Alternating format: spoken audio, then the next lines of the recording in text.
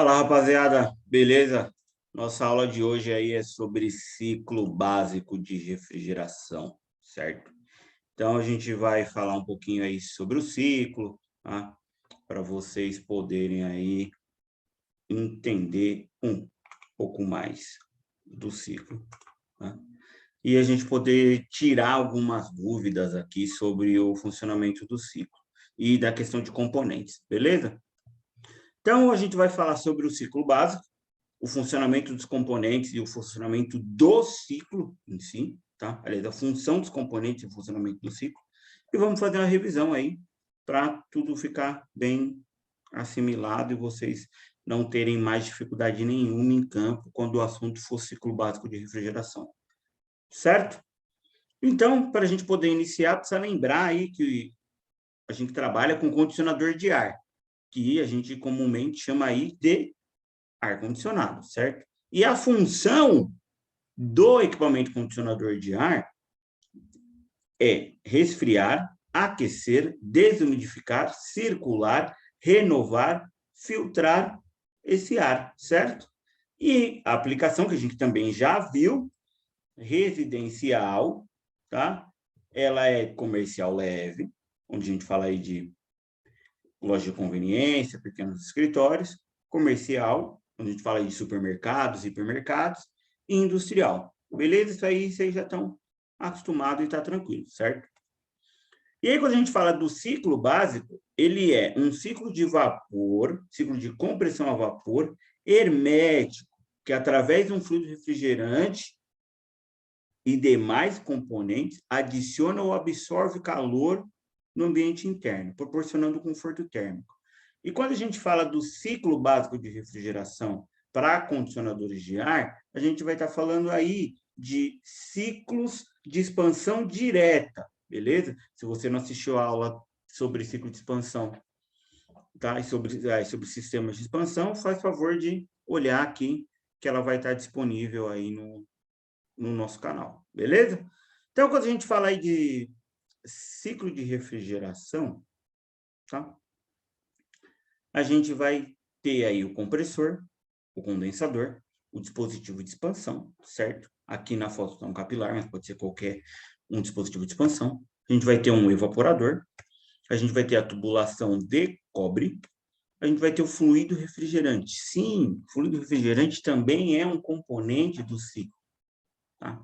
Eu considero componente do ciclo todo e qualquer componente que, se ele estiver ausente, o ciclo não funciona. Então, eu tenho um ciclo aqui em resfriamento. Se eu tirar o compressor, não funciona. Se eu tiver problema no condensador, não funciona. Se eu tirar o dispositivo de expansão, não funciona. Beleza? E quando a gente fala do ciclo de aquecimento, eu tenho os mesmos componentes, porém eu tenho a adição da minha válvula reversora. Beleza? A gente vai falar um pouquinho dela daqui a pouco, mas qual é o papel dela? Já dando aí uma informação de antemão. É fazer com que o equipamento funcione no modo quente, certo? Então, da mesma forma, condensador, dispositivo de expansão, evaporador, tubulação de cobre e o fluido refrigerante, certo? E aí agora a gente vai entender um pouquinho da função de cada um desses componentes, que são os componentes básicos do ciclo. Então, o papel do compressor é circular o fluido refrigerante dentro do ciclo através do processo de compressão e sucção. Então, o compressor vai comprimir o fluido, succionar, beleza? Dentro desse processo aí, independente se o compressor ele é rotativo, se ele é scroll, se ele é alternativo, ele vai succionar o fluido, comprimir, adicionando calor e pressão e descarregar. Válvula reversora vai alterar o caminho do fluido após a saída do compressor, ou mandando para o condensador, ou para o evaporador. E quando o fluido vai para o evaporador quente, ele permite o aquecimento dos ambientes internos, certo? Quando eu falo do trocador de calor externo, tá? Eu estou falando da serpentina da condensadora. E o papel dela é alterar o estado do fluido refrigerante através da troca de calor com o ambiente externo. E aí não vai fazer diferença se está no ciclo quente ou se está no ciclo frio. Sempre vai ser a troca de calor com o ambiente externo, independente se essa troca de calor vai ser por rejeição ou se vai ser por absorção de calor. beleza? Dispositivo de expansão, ele vai promover a diferença de pressão e temperatura do fluido entre a unidade externa condensadora e a unidade interna evaporadora, através da restrição da passagem do fluido. Então, o dispositivo de expansão, ele vai diminuir o diâmetro do tubo, certo? Antes dessa restrição de diâmetro, eu tenho fluido em um estado, em uma pressão e uma temperatura. Após a passagem, eu tenho fluido em outro estado, em outra pressão e outra temperatura. A gente vai ver melhor isso daqui a pouco.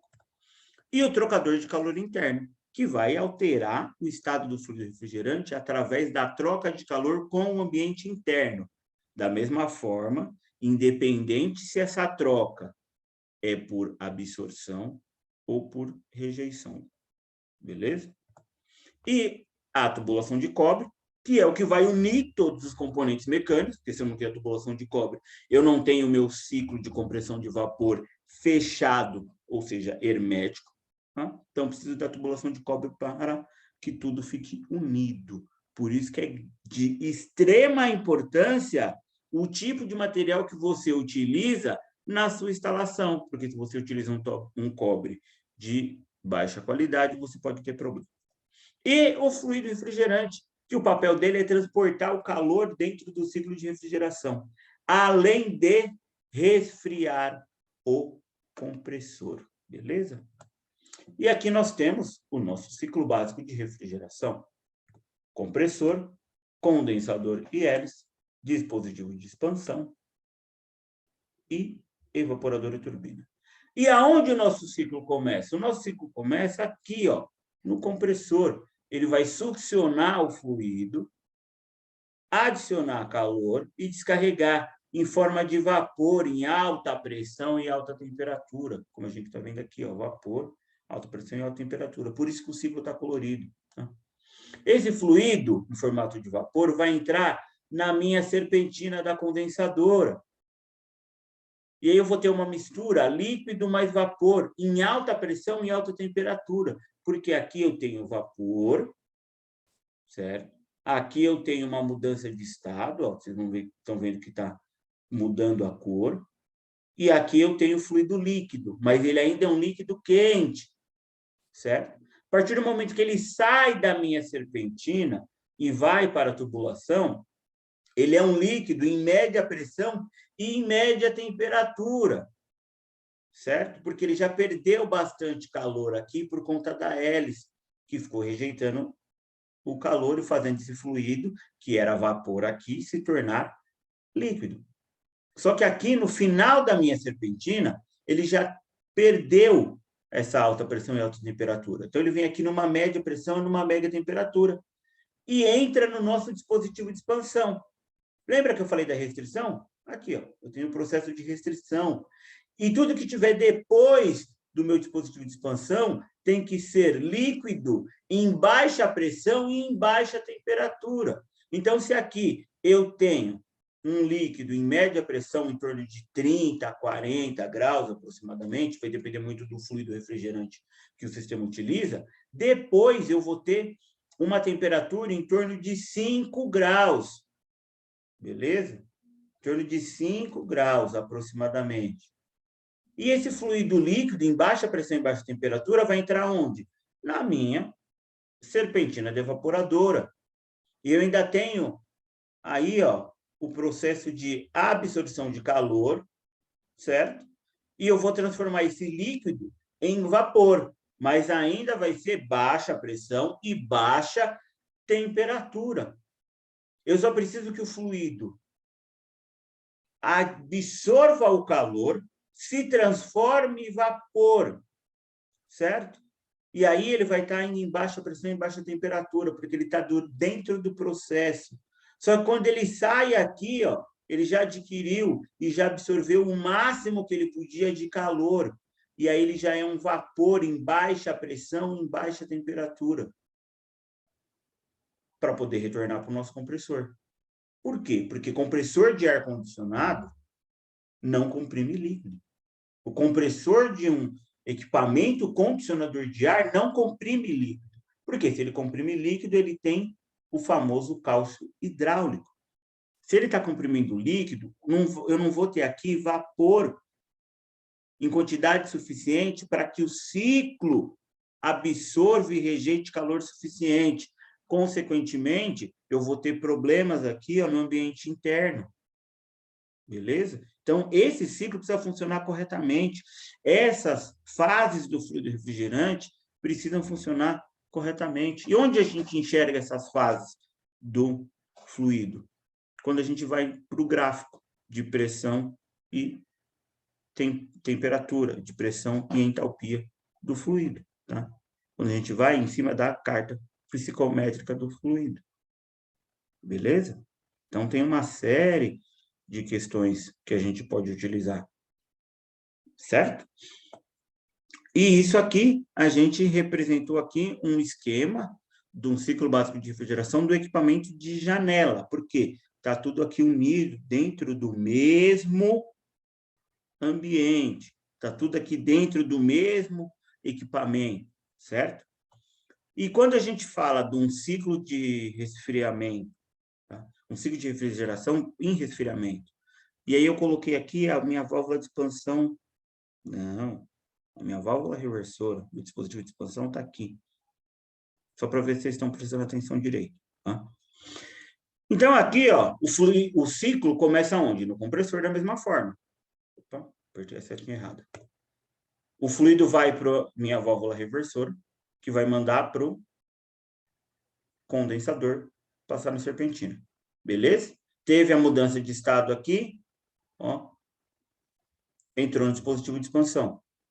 Beleza? Aqui líquido, média temperatura, aqui líquido baixa temperatura.